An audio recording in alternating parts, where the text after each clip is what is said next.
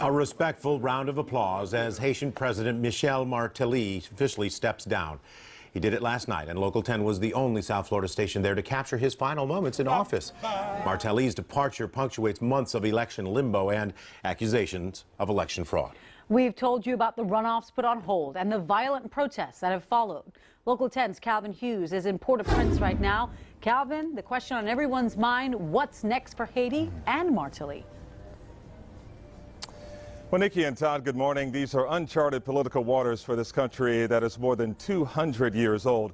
We're talking a very new chapter. There's really no clear constitutional pathway for this country going forward. Essentially, Haiti is a country without a president today. And when the now former President Michel Martelly literally walked out of office for the final time yesterday, the one and only was right there. We had historic and unprecedented access to when the secretaries, to the security guards with huge rusty rifles on their backs, they were all in tears.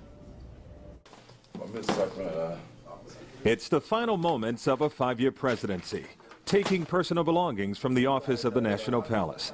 Haitian President Michel Martelly marking his final minutes in office, taking pictures, walking the halls, to say goodbye to even the secretaries. Then it's down the stairs for the final time, walking out to a grateful staff. Martelly fighting back the tears. But this is a president who lives in the moment, and that makes him no match for emotion. Unconventional until the very end. Dancing with security guards with big guns on their backs. Martelly told me he had one final act as president. When you offer them a bus like this? Turning over a social program he started for people who used to live on the streets, to drive vans to earn a living. Haiti's constitution says Martelly must be out of office 1 minute after midnight Saturday night. President Michel Martelly leaving the grounds of the palace for one final time as president of his country. It's democracy at work, but sometimes democracy can be messy, powerful, and painful.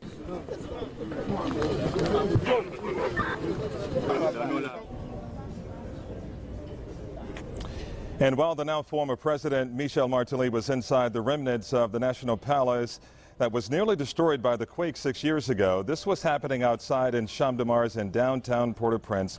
Once again, protesters burning tires, demonstrating against the fact that this country has not had presidential elections. We're talking 2 times they have been delayed or postponed.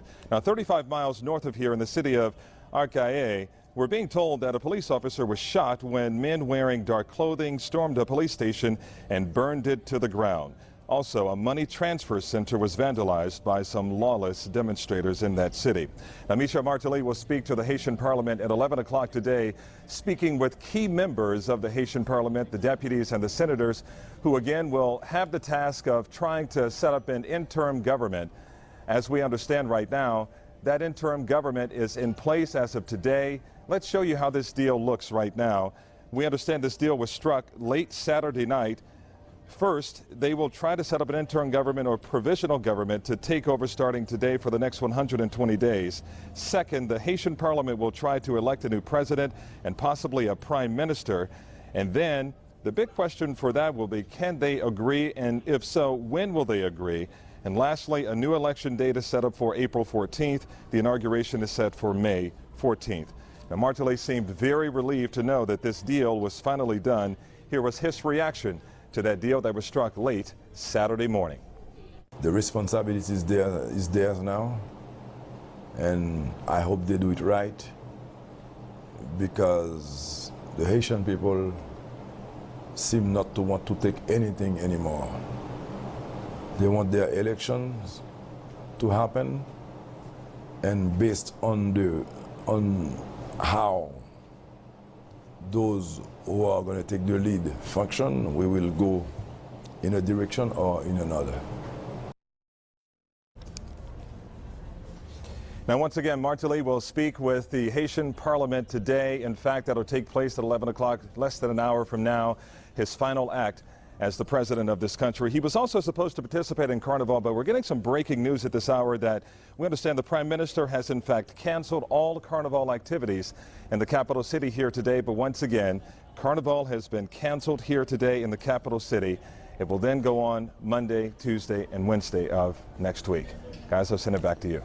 Very unstable times. Calvin, now before Martelly was a politician, he was a singer, and I understand he has put out a very controversial song. Yeah, he released a very controversial song last week or about 2 weeks ago, and you might want to, consider the timing of that song, considering that this country was in a crisis, demonstrators hitting the streets every single day, lots of people getting hurt, but he decided to release that song, which really went after his critics. And as you know, Nikki, that's sort of what Carnival is about. It's about making fun of your critics and political satire. But we did have a chance to talk about that last night, and here's what he had to say. Because it's a song. Are you telling me I should have killed? Are you telling me that killing is better? I'm sorry for you, whoever you are. Keep on criticizing my song.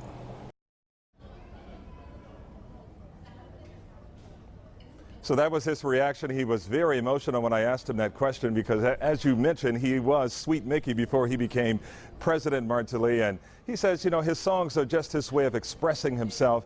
And so I believe the Washington Post and the New York Times really went after him for putting out those songs. So you might want to question the timing of it, but he said, Haiti has a history of going after people who have really criticized the government in years past, and he said they have lost their life as a result of criticizing the government here decades ago. So he said he promotes singing as opposed to killing. So that's where that comment really comes from. Nikki and Todd. Thank you so much. Live in Port-au-Prince.